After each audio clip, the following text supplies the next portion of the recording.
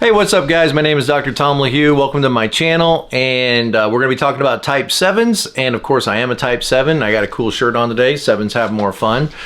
This was given to me by one of my subscribers. Jason reached out to me, and I put a link in the description below to his Etsy store. If you're interested in getting a shirt like this one, check it out. Anyway, I want to talk to you about type 7s, and before we do, just a reminder that in the description below is a link to my website, tomlahue.com, where you can book Enneagram coaching appointments for yourself or as a couple, whatever I can do to help you and help you see what, health and balance might look like for you. Maybe you're just stuck and you feel stuck in life and need somebody to talk to. I'd love to meet with you. Also, there is information on my website about the classes I offer.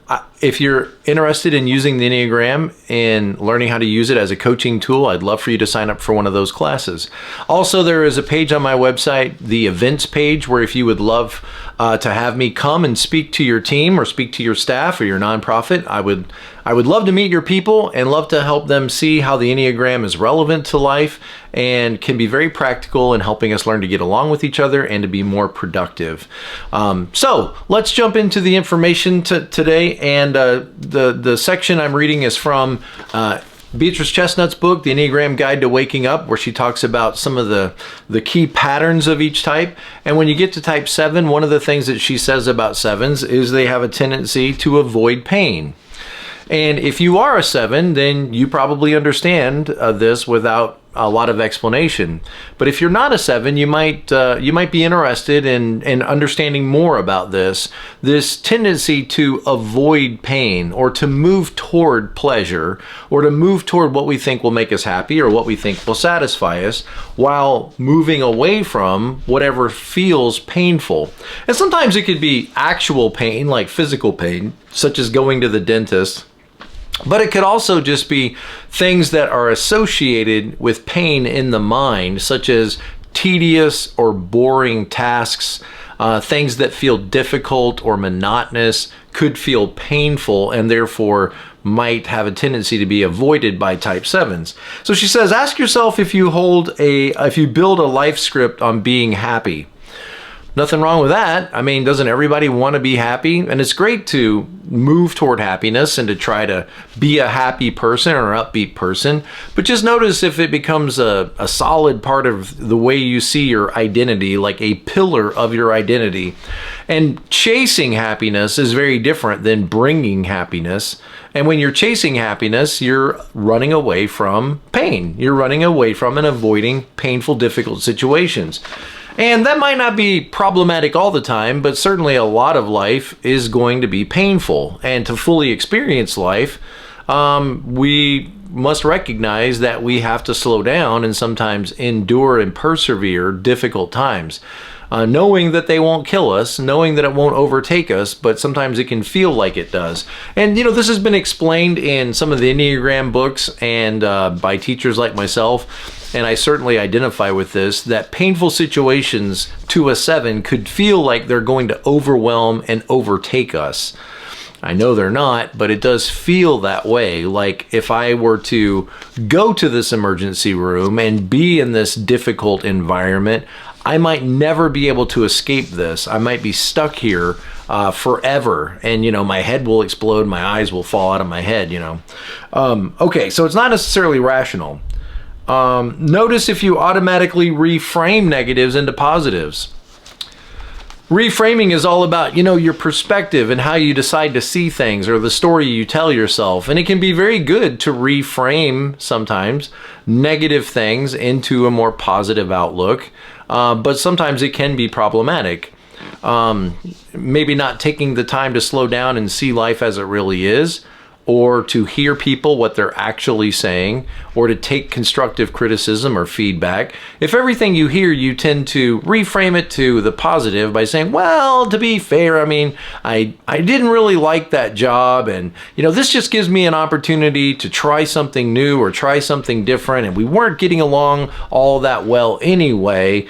And, you might need to be reminded that a normal person right now would be feeling sadness, or would be feeling defeated or discouraged.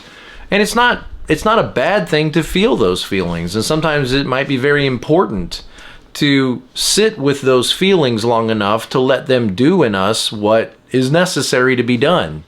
If I just, immediately go out and start applying for another job and never really process why this job let me go, then that might become a pattern in my life, and I might just repeat that pattern. I can remember when my girls were little, before we had a son, and we had 3 little girls, and we had to get rid of our dog. Our family dog became aggressive, and I just didn't want to risk it with my little girls. And he actually bit our baby in the face, bit our little toddler in the face. And I thought, okay, this is done. I can't have a dog that I can't trust. And so we had to get rid of that dog. And I know immediately the impulse was we went out and got another dog. We replaced the dog. And that was a mistake. The kids never really bonded with that second dog. They never really connected. And maybe part of that is because we never really took the time to grieve the loss of the dog we loved. And that's kind of what I'm talking about is, as a 7, my tendency is to move on so quickly and to move on so abruptly because I don't like sitting with painful things, that it may make it difficult for me to be able to truly move on. So I'm desperate to move on from something painful, but if I don't really process pain, I don't really process sorrow and grief and all of those emotions, then I might find that they do catch up with you. And it might be hard to really move forward in any significant way without coming back and processing. And part of it too is, if you love something like that dog, part of loving it is to grieve when you have to be separated from it. And part of that grief you feel is an expression of your love. And so there's a sense in which, if you don't allow yourself to sit with the dark things or the sad times, you're not really fully experiencing what it means to love another person or to love an animal or to fully experience joy. On one side is joy and happiness, and on the other side is sorrow and sadness. And I don't really appreciate the mountain peaks if I don't allow myself to spend some time in the valleys below. And just realize, as a 7, you may have a hard time really sitting with difficult things. You may just think, for example, I can't be in hospitals. I can't be, in a nursing home. That's just too depressing. It's just too sad. I can't be there. When reality is probably, out of everybody on the Enneagram, you should probably be the one there. You should watch that movie Patch Adams, and you'll see what I'm saying, where Robin Williams, a 7, becomes a doctor, and he brings joy with him into the darkest places, into children's hospitals. But if you're a person that can't stomach that kind of thing and can't sit with pain, or children's homes or orphanages, or well, just realize that about yourself, is that you sound like a 7 right now. And you certainly can do these things. It's just not maybe easy for you. You certainly can go to Lowe's and spend your Saturday buying, or Home Depot and buying what I'm saying is the hardware store. You can go to the hardware store and spend your morning buying all the things you need to do repairs around your house. You might not enjoy it. You might not think it's fun. You might feel like your soul is dying a little bit on the inside, but you certainly can, with work, face these dragons and develop an ability to sit with difficult, tedious, boring, things. Okay. All right. What else does she say? She says, you have a tendency to look on the bright side, which again, 70% of the time is a great skill, a great ability. I wish other people could do this easier. But sometimes it's not wise to look at the bright side. Sometimes you must face the rain. She says, you try to put a positive spin on things, focusing on things that make you feel good and trying to run away from things that make you feel bad. So remember Indiana Jones in in the Raiders of the Lost Ark, when that big stone is chasing him and he's trying to run as fast as he can to not get run over by the stone. Everybody can see as a 7 what you're running toward. You're running toward fun, excitement. You're running toward hobbies and interests. You're running toward maybe substances, food, alcohol, music. You're running toward anything that's new and exciting and provocative, or anything that glitters or sparkles. But maybe you should take a second and turn around and look at what you're running from. What are you running from? Well, I'm running from boredom. I'm running from responsibility. I'm running from things I don't want to do, or things that are not pleasant or sad or are difficult. But a lot of life is going to be sad and difficult. I mean, we don't get to spend every day at the circus. Some days we spend in the nursing home. Some days we spend in the funeral home. Some days we spend in the police office or in the principal's office.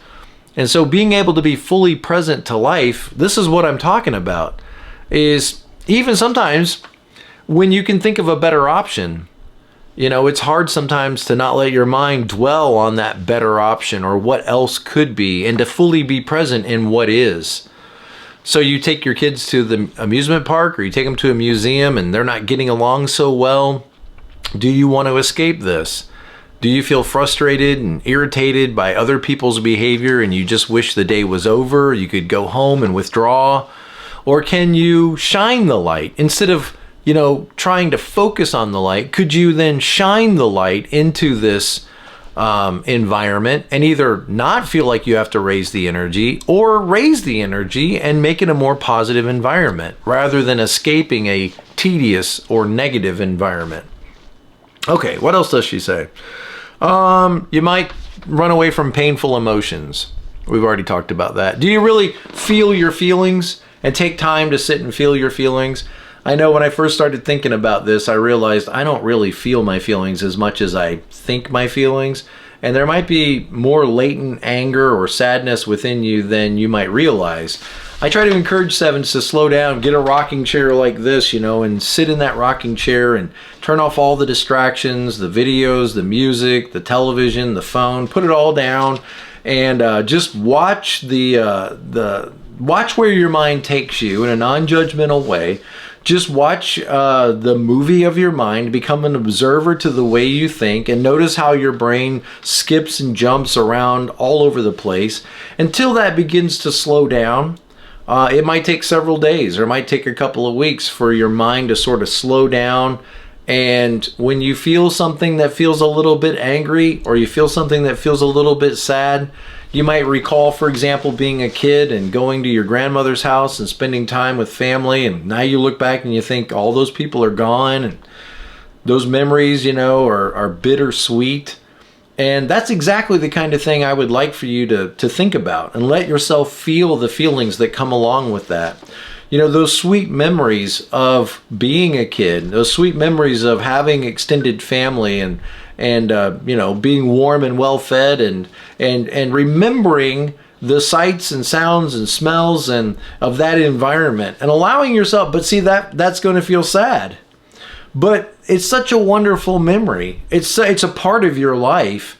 And, you know, it might be that there's some things in your past that need to come forward into your future, or need to come forward into your present. And it could be good to remember all those people that loved you and all those people that you loved. This might be very centering for you, but it could be very difficult.